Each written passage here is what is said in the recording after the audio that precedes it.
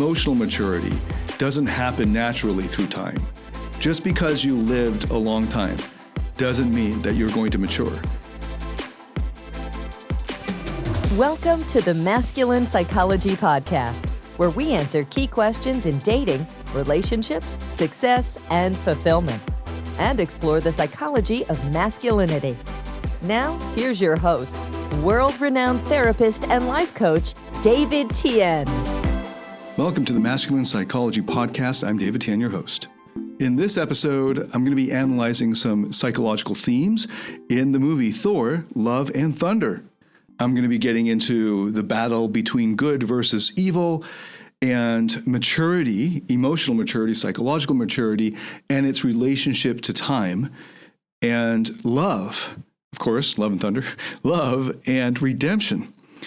So if you haven't watched it yet, big spoiler alert, because I will be spoiling how the movie goes. So if you haven't seen it yet, make sure you go watch it. Hopefully there's enough time that has lapsed between when the movie came out and when this comes out. So hopefully you've seen it. But if you haven't, pause the episode here, no hard feelings, go and watch it and enjoy it, and then come back to this episode. It feels a little silly to do a psychological analysis of this movie because the movie itself was quite silly. I loved it. I was highly entertained. But after I came away from it, and it was just under 2 hours, I think, it felt really short. And after looking up some online reviews, and I haven't read the comics that it's based on, so I've read some reviews that have referenced the comics. And reading the reviews, I discovered there are a lot of scenes that were cut, which explains a lot, because there were some plot holes that were huge, but apparently would have made sense if they had left those cuts in there. This is kind of annoying because Doctor Strange 2 also felt very short at just around 2 hours. And I wasn't sure if I would be able to do a podcast on Thor and Love and Thunder, given how short it is and how silly it is. It's hilarious. If you liked Thor Ragnarok, same director. I'm sure you know this director by now. And it was highly entertaining. My wife and I were laughing almost all the way throughout. But as a result, it was actually hard to take the threat, the stakes seriously. The villain was great. Christian Bale was awesome at this. But I feel like because he was surrounded by so many characters that were joking, so it was a little hard to take him seriously. There was one dialogue where Thor was wrapped up by vines. Well, the three of them, the three good guys, were being held by vines, which remarkably resembled what happened in Stranger Things 2. Spoiler on that, too. Not too big of a spoiler, I hope. Which I had just finished like a few days before I watched this movie. So it was starkly similar, of course, by accident or coincidental. And Gorr says something like, "Call the axe," or called Stormbreaker or whatever. And Thor's response was, "I'll call the axe when you call the dentist." And this is a moment, Thor did this in Ragnarok as well, of course, right from the beginning. But at that moment, it was supposed to be, scary. The stakes were there. And that moment of levity just kind of deflated the whole thing, because now we're laughing at the villain that we're supposed to be scared of. Anyway, this sort of thing happened throughout. And it was a lot of fun, very silly. Felt more like a rom-com with some action in it. But there's actually quite deep. And I'll see if I can tease these out for you, and we can draw a lot of lessons from it. So first is this good versus evil. So I'm going to actually focus on Gorr. That's why I started talking about Gorr. And Gorr's story arc is fascinating here. Unfortunately, a lot of it was cut, where apparently he was going to these different gods and massacring them, but also getting the information about eternity, which apparently was why Thanos didn't know about eternity. It would have been a big shortcut instead of having to collect all those Infinity Stones. But apparently, this wasn't just common knowledge, and it wasn't easy to get to eternity. So Gorr discovered this as a result of interrogating gods he was massacring. All of that was cut in the movie, although you see a little bit of it in that scene with the Guardians of the Galaxy. And what I want to focus on is Gorr's storyline from the very first scene of the movie until the end of the movie. And at the beginning of the movie, you get buy-in with this villain, right? Because when he was about to kill this annoying god, I think everyone was rooting for him. I was. It's like, yeah, give it to this god. How awful of a god. So at the beginning, you're feeling for Gorr. You understand why he picked up that sword and was taking revenge. And then at the end of the movie, you also see his redemption, where Hemsworth answers to him that he doesn't have to do this and he could bring her back. And that's what he chooses. And I wish the movie was longer so that we'd be more in his evil. But the way they made him look, I guess he would look pretty evil. And the way they cast his actions of slaughtering these gods made it seem like this was definitely a bad thing for him to be doing versus, say, a neutral character who's like policing gods or something. So we see Gorr at the beginning. We have a lot of sympathy for his situation with his dying daughter, and it seems like all of his people died off from the drought, but he stayed faithful to this capricious god. And then killing that god, we're all like, yeah, give it to him. You know, the way in Braveheart, there was that scene where, you know, the beginning of the Braveheart, there's the prima nocta, and the British lord or whatever came down and took the Scottish maiden on her wedding day and took her for the night. So then when they get to that scene where her husband gets his revenge, you know, I heard somebody behind me in the movie theater way back when, watching it live in the theater, like, too fast. Like, you know, I was a teenager then, other guys wanted it to get that revenge too on this bad British lord or whatever. So it makes sense. This is something that where we don't see Gorr as like evil for doing this, it's understandable. And it might be that the actions of killing this god, the actual killing of the god, maybe went too far. Maybe he should have just, you know, but that's all quibbling because we get his motivation where we don't label him right away as he's evil as a result because he did that. And then at the end, of course, his redemption of not killing off gods. And mostly we're thinking about Thor. We don't want to see Thor dead, but we don't really know who these other gods are. Why should we care about them? And if they're as evil as that first god, maybe the universe would be better off. But because the middle of it, this is the villain, right? There has to be a villain. And here's Gorr, and he kidnapped these children, and he's just scary. Though, of course, he didn't harm the children at all, but he's just scary. And he's the bad guy. And what if all we saw was the middle? And especially these days, feels like the past decade or so, and especially in America, though I could also say the same for Canada and Europe, but especially maybe just because all the cameras are focused on American politics and the polarization there. There's a resurgence, it seems, of good versus evil battles where the nuance, the gray is lost. So it's easy to paint all of our villains on the left and the right as evil and bad. Cancel them. Just get rid of them completely. Left and right does this. The right complains about cancel culture, but they're also painting people as good guys, bad guys. It makes it simple. I covered this, or touched on this in the Top Gun 2 analysis. But here's a great illustration of just within 2 hours. Top Gun 2 skirts the whole thing because they don't humanize the bad guys, the other side. They don't even know what country they are. You never see their eyes. You know, here we have Gorr. We have a story arc.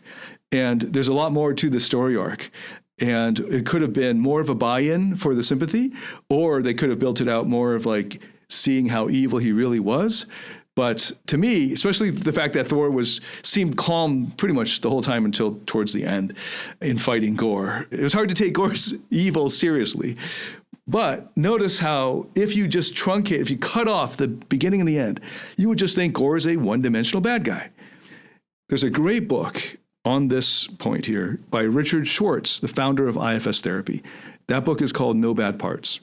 That's a great book to get into to understand evil and bad and the gray.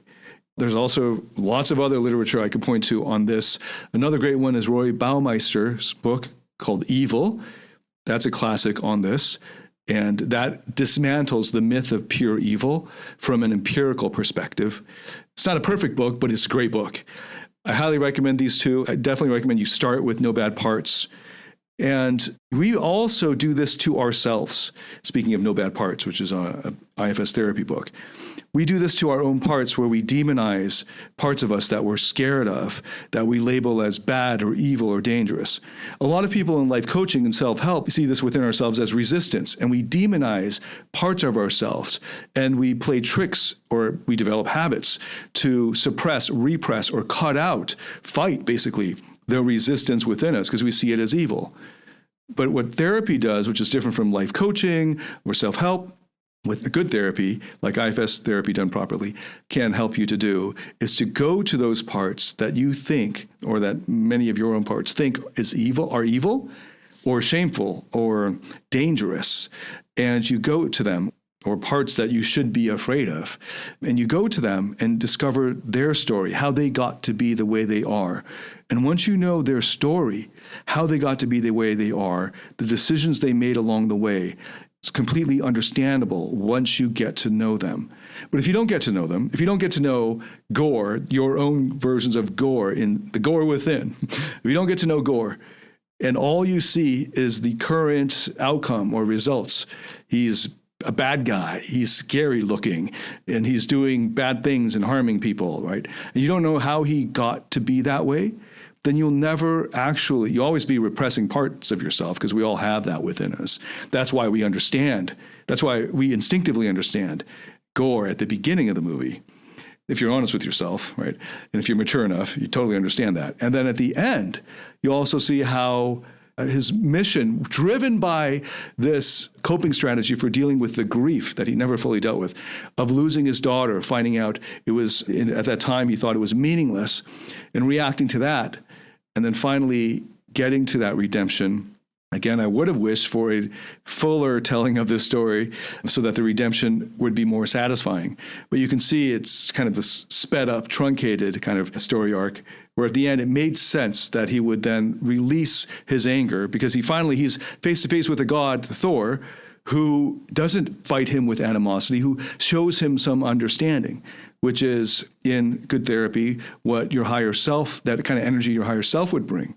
And when you bring that energy to the parts that you might think are bad or evil, when you bring that understanding, and then you don't resist the resistance and fight it with fighting fire with fire, and instead you understand it and in a way embrace it and let them know you don't have to be this way, because I can tell you're not enjoying it, because these parts don't enjoy it. That's part of Baumeister's insight, like the big thesis in his book, Evil. Baumeister, by the way, is the most published author or researcher in psychology. He's a major researcher. It's a great book, Evil. Breaks down the myth of pure evil and shows that even the people who we think are pure evil didn't start that way, if you dig deep enough into their stories. And that at the beginning, when they were killing or doing evil, they didn't enjoy it.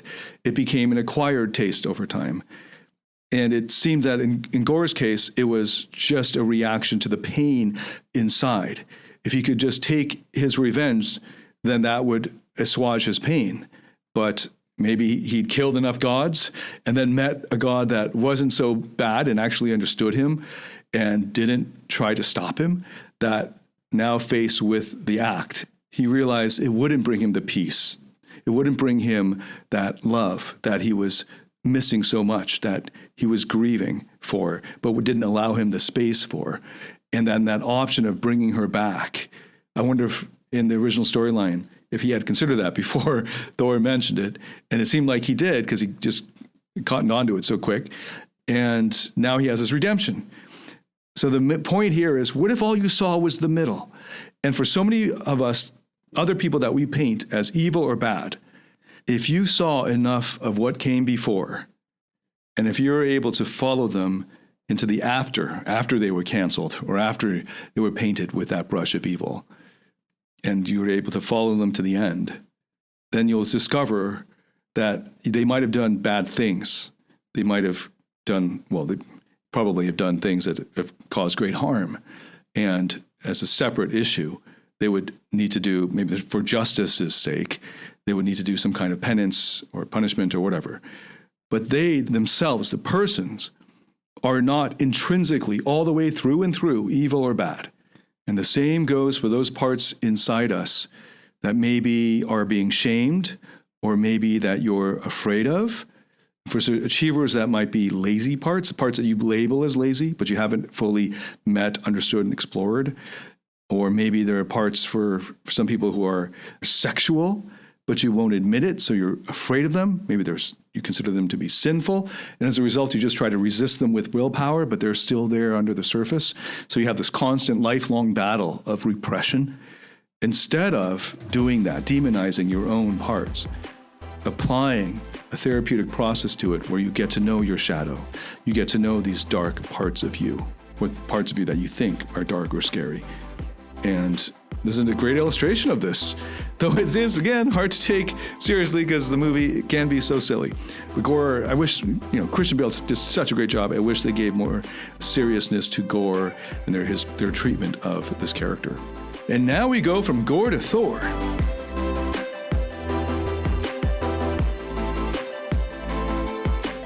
Do you struggle in your interactions with women or in your intimate relationship? Are fear, shame, or neediness sabotaging your relationships or attractiveness? In my Platinum Partnership program, you'll discover how to transform your psychological issues, improve your success with women, and uncover your true self. Get access to all my current and future online courses by applying for the Platinum Partnership today at davidetiennephd.com/platinum.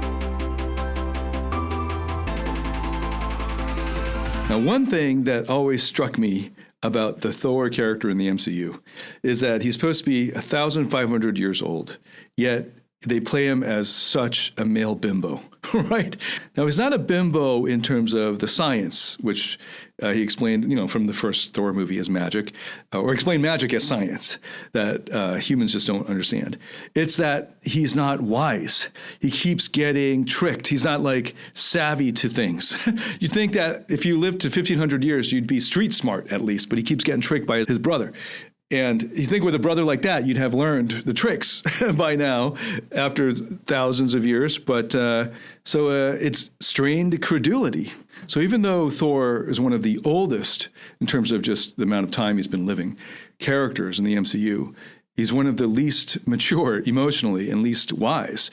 And this is a great illustration of a truth, which is that emotional maturity doesn't happen naturally through time. Just because you lived a long time doesn't mean that you're going to mature. And some guys, they just keep going through the motions for decades. I know guys who started the pickup journey along with me, or at the same time I did back in 2005.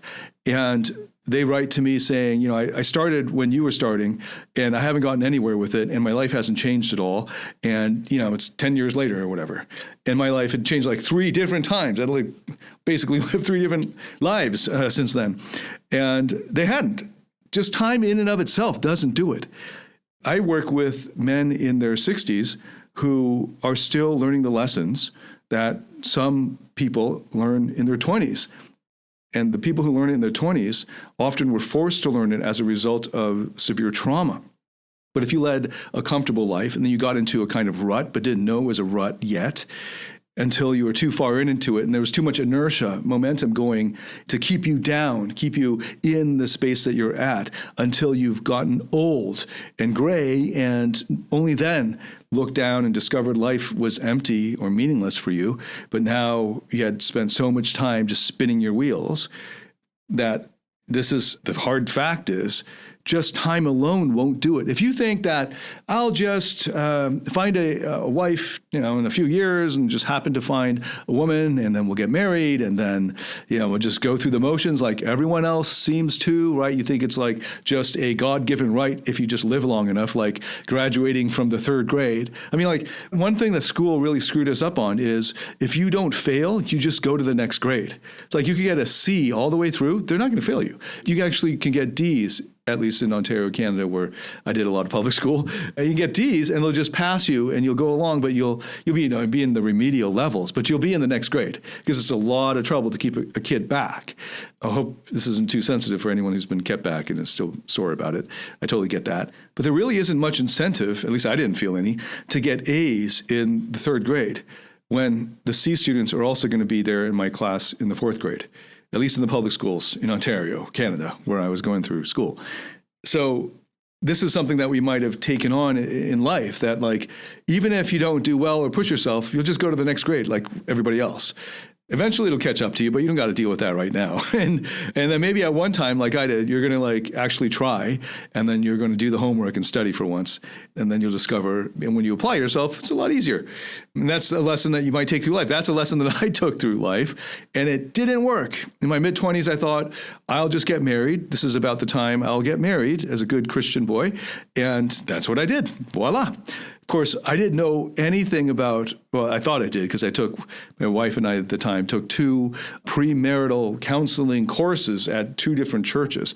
And those courses did not help, did not prepare us at all for the realities of 50 years, let's say, ideally, of a relationship where you're sleeping together, everything's integrated. That's tough. And most people have no clue and no real preparation for it. And that doesn't happen by accident. It doesn't happen naturally. It might have happened for an older generation, 5 generations ago, 3 generations ago, where it wasn't easy to get a divorce, or there's so much societal disapproval in divorce that you just are forced to make do. And as a result, your brain looks for ways of making do, and you stop asking for more. But there was a point in which, especially now with the internet, but even earlier, there's a point at which people realized there are lives that they could lead, that the white picket fence and the 2.5 whatever kids or cars, I don't know, doesn't fulfill, and they want more. And as a result, you're looking at your marriage and thinking, I could have had more. And that is a possibility now. You could have more. You could have happiness. And it doesn't happen naturally. You've got to go and learn how it works. Right? This isn't something that we grow up and just learn like we do walking. Right? This is something and it's also something that school doesn't teach us. And universities don't teach how relationships actually work, because most professors have no clue either. And they definitely don't teach dating and how to make that happen. So some of the most important areas, I would say actually the most important areas in life for your happiness are not covered in any formal sense in school, and is not a natural outgrowth of how you are as a human being. If you just listen to your buddies and do what they do, you are screwed. Unless your buddy happens to be a therapist or a good therapist or something. But most of us don't have that. So that's a good takeaway from the example of Thor, 1,500-year-old bimbo. And in this movie, you get to see his 0 to hero journey condensed into a short 2 hours. And at the beginning, you get another 0 to hero because of his fitness. And I actually really appreciated this kind of existential angst that he has in the beginning and through most of the movie, and then meeting Jane again and all of that. That was really nice. I think they could have expanded on that. So another lesson from Thor, the character and his character arc, is the transformation at the end of this movie where he turns to Jane and goes to her, big spoiler alert, goes to her and in the face of death, thinking, Gorr will just wish him to death, wish him away. And he'd rather be looking at the love of his life's eyes into her eyes. And love makes it worth it. Of course, that's also true for Gorr. And of course, they really hammer that home by naming his daughter Love. So this brought to mind the famous quote from Tennyson: "It's better to have loved and lost than never to have loved at all." And here we have this 1,500-year-old bimbo or former bimbo, who lost a lot of, tragically, a lot of his family. And in fact, almost all of Asgard, the people of Asgard, a lot of them died. And then the land, or that planet, I don't know what you call it, this flat planet, he's lost that. He's lost so much, and he lost an eye. He lost so much. And when I Googled to double check the attribution of that quote, better to have loved and lost than never to have loved at all, I discovered someone had written, is it true? It's better to have loved and lost than never to have loved at all. And this person was looking at a research that showed if you lived through or had a bad divorce, would that affect estimation of your happiness later in life?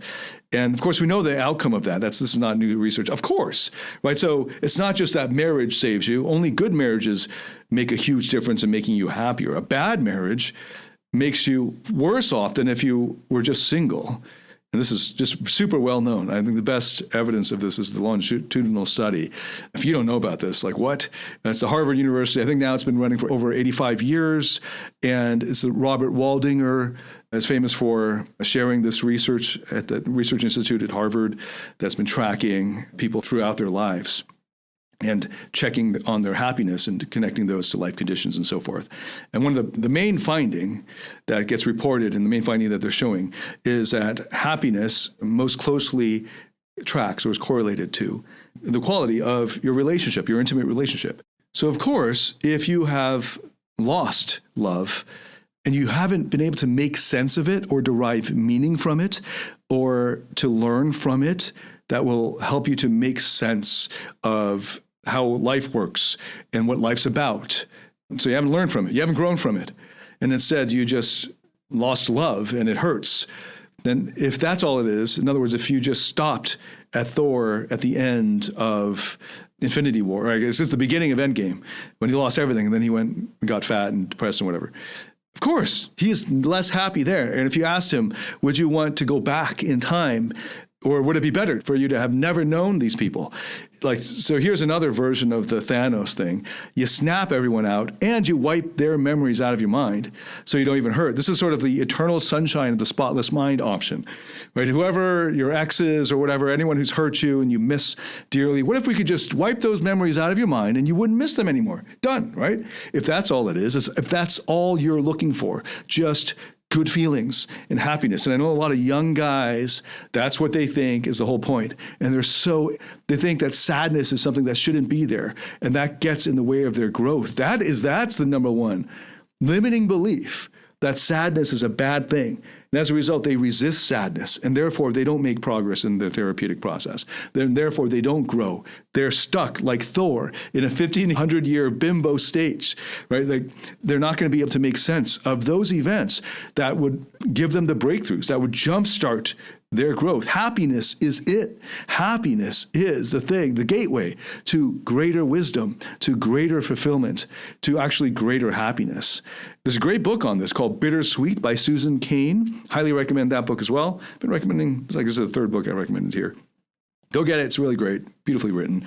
Bittersweet, and it's on this theme of sadness as, I don't think she uses the word gateway. That's my way of looking at it. But it's this seminal, foundational emotion that you must embrace. But the key is to embrace it with meaning. You have to make sense of it. So at the beginning of this movie, Thor had a lot of sadness and a lot of good reasons to be sad. And he wasn't able to make sense of it. All these loves that were lost. But if you were to ask him at the end of the movie, it have been better if we could just wipe away the memory of all these people that you had lost, so you never had the love in the first place. Right? That's literally what's at stake in that Tennyson quote. Better to have loved and lost than never to have loved at all. Let's do an eternal sunshine of the spotless mind thing and just wipe your memory clear or clean of all those that you lost so we can just return you to this naive state. Would you want it? You'll be happier in terms of like a naive kind of happiness. Would you want it? And for all of those who say yes, then you never really loved. That's a sign that you actually never loved. Because part of love is loss. And that's part of what makes it so powerful. And that sadness, if it comes from having lost love, if you can make sense of it, if you have now learned from it, not like the red pill kind of lesson of, I'll never have feelings or be attached to women again, and I'll just use them and abuse them. I mean, that is one meaning you could take away from it, but that meaning will not help you to grow. But if you can find it a meaning that is empowering or is and allows you to embrace the bittersweet of life, to stay with the love, because then everyone who has truly loved would never wish away the pain, because in order to wish away the pain, you'd have to delete the memory, because this is the reality. Right? Whenever you love, it's the moment you love. Now there's a possibility of this person dying or of the love being lost.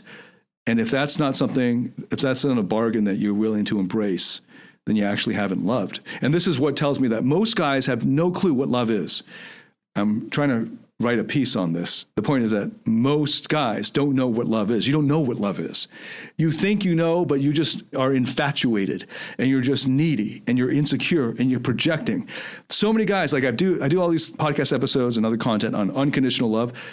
80% easily, maybe 95% of guys have never actually felt unconditional love. They think they have. I love this girl unconditionally, but she didn't love me back, so it doesn't work, David. That's not how unconditional love works. That proves to me you don't know what unconditional love is.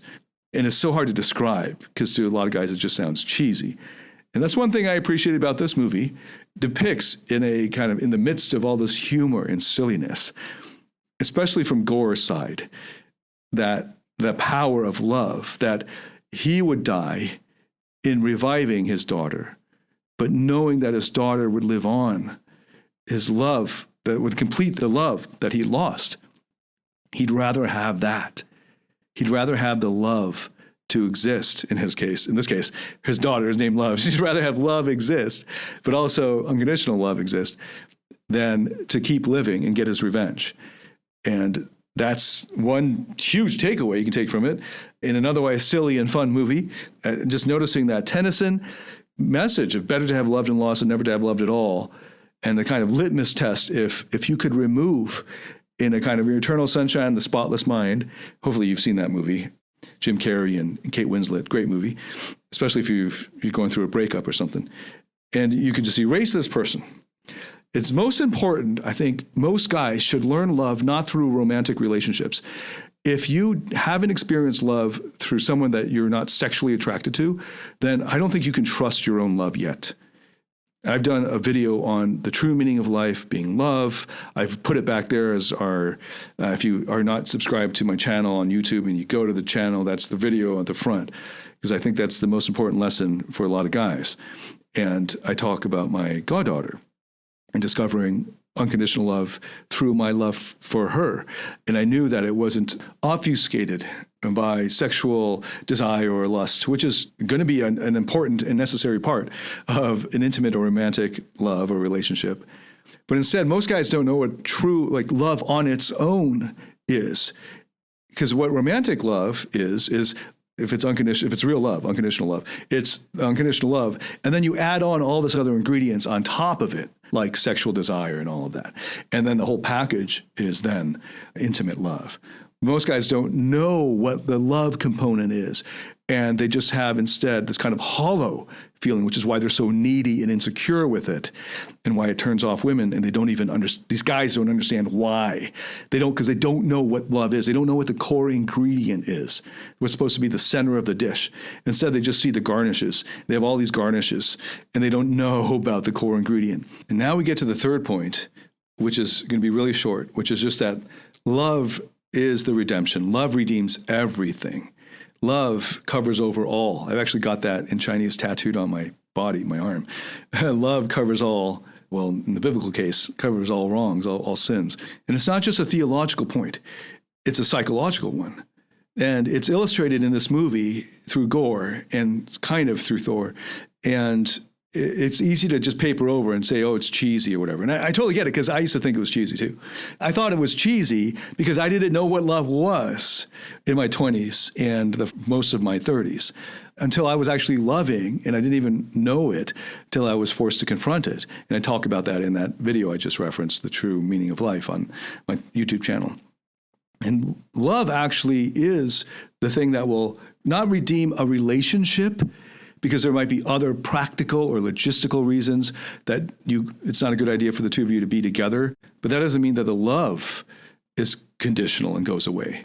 These are hard truths, but for those who actually have experienced unconditional love flowing from them, which is really the only direction that matters when it's real love, not when it's needy, pretend to be love, which is what most guys, like 80 to 95% of guys, think is love, because they're just focused on, does she love me back? If you're asking that question, what you have between you is not love yet. And almost all romantic love that I've seen isn't actually real love. It's just souped up infatuation. And that's why so many of so-called love relationships are doomed. They fail.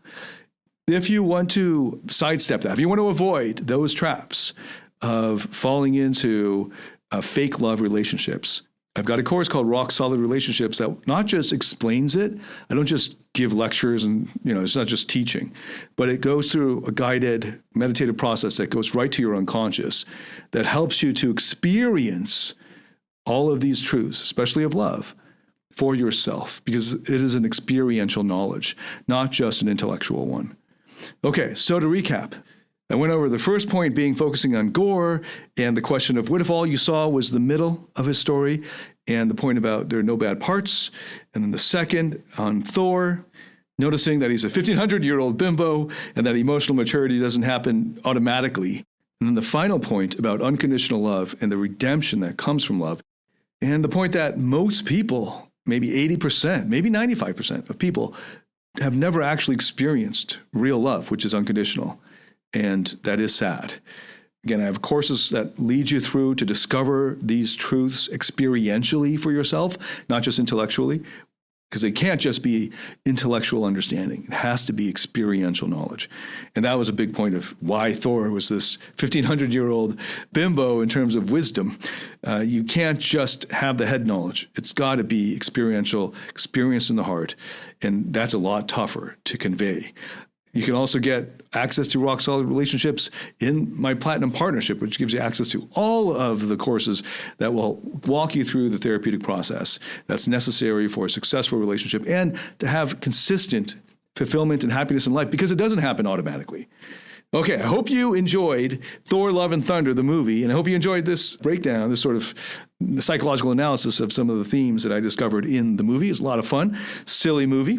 Thank you so much for listening, and I appreciate any comments you got, any kind of feedback. I'd love to hear the feedback, so I'm not just speaking into the empty void. Sometimes it feels like that when I'm just with me and the mic. And share any kind of feedback you got. Also, if you enjoyed this episode and this podcast, share it with anyone that you think would benefit from it. Thank you so much for listening. Until next time, David Tien signing out.